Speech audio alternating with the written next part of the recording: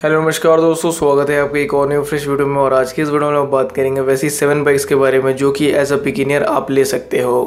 तो ऐसे कुछ दिनों पहले मैंने वीडियो डाला था जिसमें मैंने आप लोगों को बताया था वैसी 7 बाइक्स के बारे में जिनको आपको बिल्कुल भी नहीं लेना चाहिए अगर आप एक बिगिनियर हो। तो उसी वीडियो में मैंने आप लोगों से पूछा था कि क्या आप लोगों को वो सब बाइक्स के बारे में जाननी है जो कि एज अ बिगिनियर आप लोग ले सकते हो। तो काफी सारे लोगों ने मेरे को कहा कि इस टॉपिक पे भी वीडियो बनाओ, तो इसलिए आज की इस वीडियो में हम लोग यही सब चीजों पर बात करेंगे। अगर आपको सभी इन्फॉर्मेशन चाहिए तो वीडियो को एंड तक जरूर देखिएगा। अगर आप लोगों ने वो वीडियो नहीं चेकआउट किया कि कौन सी बाइक बिगिनियर के रूप में आपको नहीं लेनी चाहिए तो वो भी ऊपर आप आई बटन पे क्लिक करके देख सकते हो। और वहीं ये वीडियो आपको पसंद आता है तो जरूर से लाइक कर दीजिएगा। और अगर आप लोगों ने चैनल को सब्सक्राइब नहीं किया तो चैनल को सब्सक्राइब भी जरूर कर दीजिएगा ताकि आपको ऐसी और इन्फॉर्मेटिव वीडियोस देखने को मिल जाए नियर फ्यूचर में। और जैसे कि आप लोग जानते हैं कि कोई दूसरी बाइक से रिलेटेड अगर आपको इन्फॉर्मेशन चाहिए तो अपने से डायरेक्टली इंस्टा पे बात कर सकते हैं। इंस्टाग्राम की लिंक नीचे आपको डिस्क्रिप्शन बॉक्स में देखने को मिल जाएगी। तो चलिए इस वीडियो को हम लोग शुरू करते हैं। तो दोस्तों वीडियो चालू करने से पहले कुछ इन्फॉर्मेशन मैं शेयर कर दूं इसी वीडियो से रिलेटेड। तो ये वीडियो में यहाँ पे जो आपको बाइक्स देखने को मिलेगी बहुत ज्यादा हाई परफॉर्मेंस बाइक्स नहीं देखने को मिलेगी। अगर आप लोग यहाँ पे ये सोच कर आए हो कि यहाँ पे मैं आपको कोई हाई परफॉर्मेंस बाइक्स के बारे में बताऊंगा तो ऐसा नहीं है, क्योंकि इससे पहले वाली वीडियो में मैंने आपको बता रखा हुआ था कि हाई परफॉर्मेंस जो बाइक्स होती है वो बिगिनियर राइडर्स के लिए बिल्कुल भी सही नहीं होती है।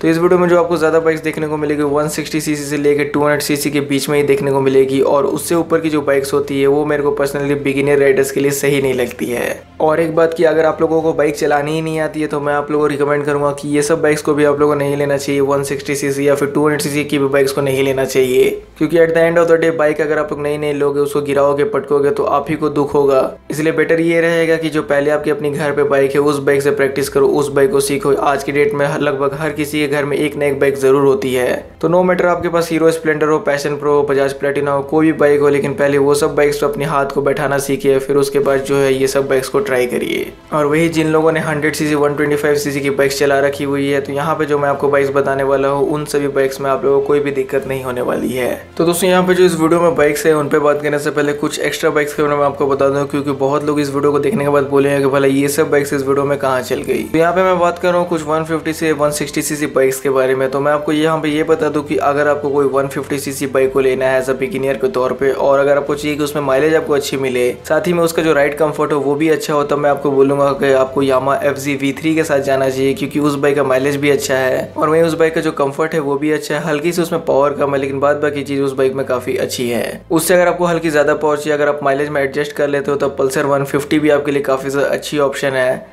और पल्सर 150 से अगर आपको हल्की स्मूथ इंजन वाली बाइक चाहिए जिसमें कि आपको इंजन रिफाइनमेंट लेवल काफी अच्छा मिले, तब आपको सुजुकी जिक्सर के साथ जाना चाहिए। नेकेड वाली जिक्सर के बारे में मैंने यहाँ पे बात किया।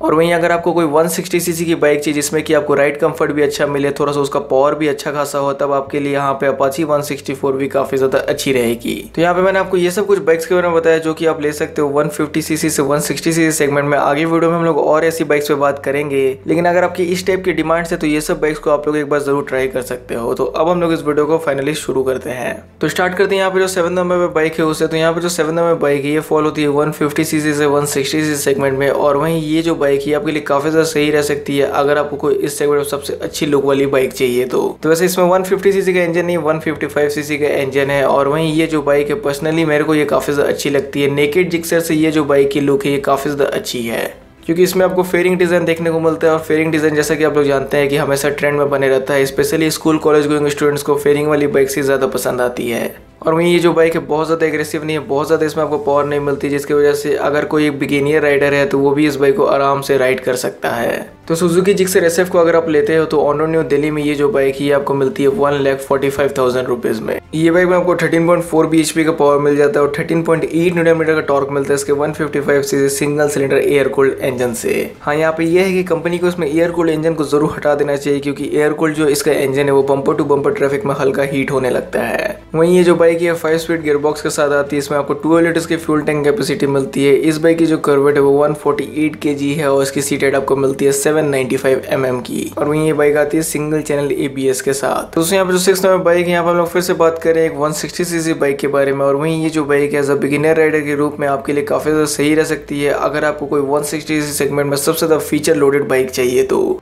तो जी हाँ दोस्तों, हीरो एक्सट्रीम 160R ही वो बाइक है जिसमें कि आपको सबसे ज़्यादा फीचर्स देखने को मिलते हैं बाद बाकी 160cc बाइक से।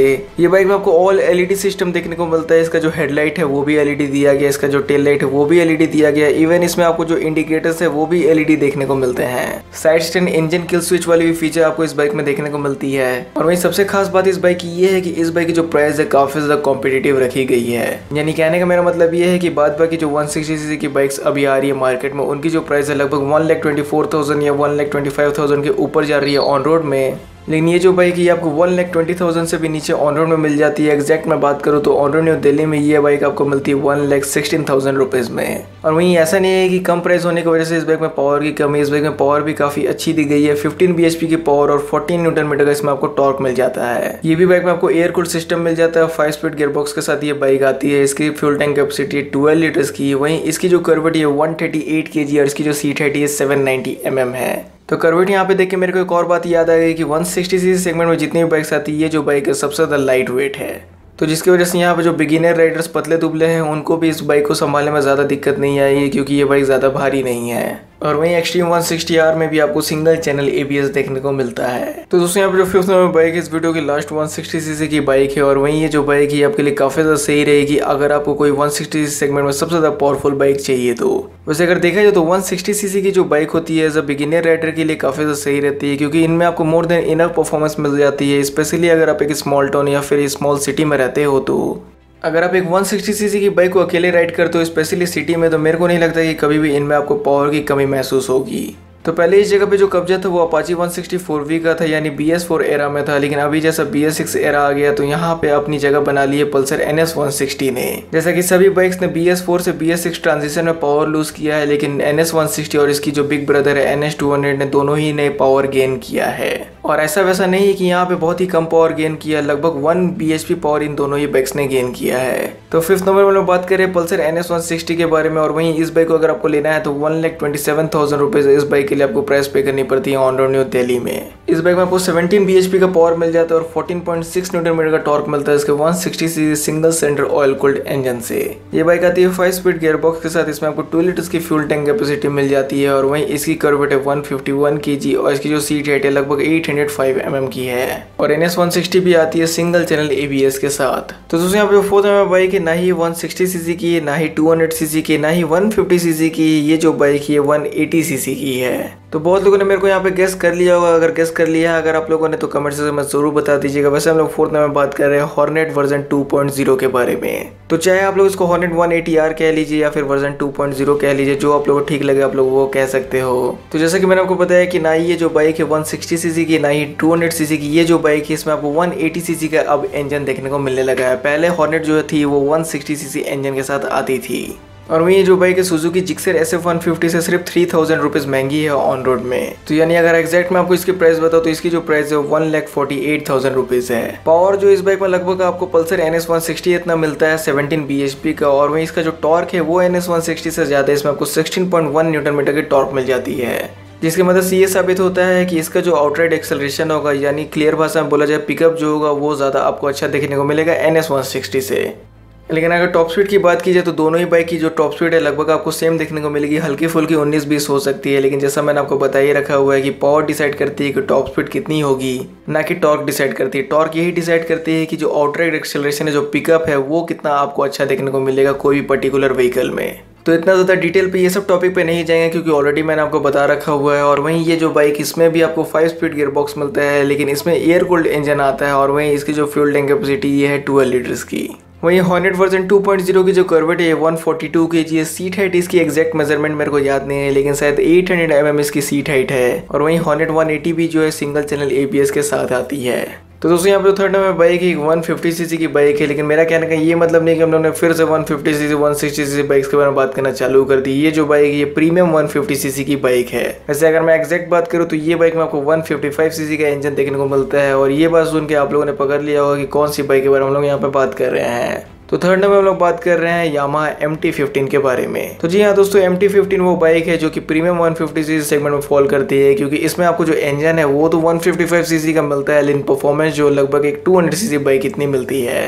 वैसे अगर आप लोगों ने काफ़ी अच्छी खासी 100 CC 125 CC specially 125 CC bike चला रखी है तब आप MT-15 के साथ आराम से जा सकते हैं, क्योंकि हल्की सी ये जो बाइक है आपको ज़्यादा एग्रेसिव लग सकती है, क्योंकि ये जो बाइक है इसका कर्वेट काफ़ी ज़्यादा कम है। ऊपर से इस बाइक का जो पावर है वो भी 19 bhp के आसपास है, जिसकी वजह से इस बाइक का जो पावर टू वेट रेशियो काफ़ी ज़्यादा अच्छा निकल के आता है। तो अगर आपको MT-15 लेना है तो इसके लिए आपको ऑन रोड न्यू दिल्ली में प्राइस पे करना पड़ता है 1,63,000 रुपीज़। वहीं ये जो बाइक है इसमें आपको 18.7 bhp की पावर मिलती है, इसमें आपको 13.9 न्यूटन का टॉर्क देखने को मिलता है इसके 155 से single cylinder liquid cooled engine से। वैसे यहाँ पे मैं कहना चाहूँगा ये जो बाइक है मेरे को सिटी राइडिंग करने के लिए काफ़ी ज़्यादा बेस्ट लगती है। यामा की FZ25 के बाद ये बाइक को अगर आप लोग ले लेते हो तो इसमें आपको कभी पावर की कमी नहीं महसूस होगी, ऐसा मेरा मानना है। तो फाइनली सेकंड नंबर पे से हम लोग बात करेंगे 200 सीसी बाइक्स के बारे में। तो यहाँ पे जो सेकंड नंबर पे 200 सीसी की बाइक है ये आती है TVS की तरफ से। इस बाइक का नाम है TVS Apache 204V। तो TVS Apache 204V जो है ये वो बाइक है जो कि काफ़ी ज़्यादा एग्रेसिव भी नहीं है, ऊपर से ये जो बाइक है काफ़ी ज़्यादा फीचर लोडेड है। इसमें आपको डुअल चैनल ABS मिल जाता है, LED हेडलैम्प मिल जाता है, वही इसका जो इंस्ट्रूमेंट कंसोल है डायरेक्टली आप अपने स्मार्टफोन से इसको पेयर कर सकते हो ब्लूटूथ की मदद से। फिर अपने स्मार्टफोन को पेयर करने के बाद इसके इंस्ट्रूमेंट कंसोल में आप लोग नेविगेशन यूज़ कर सकते हो, कॉल असिस्ट टाइप्स के फंक्शन यूज़ कर सकते हो।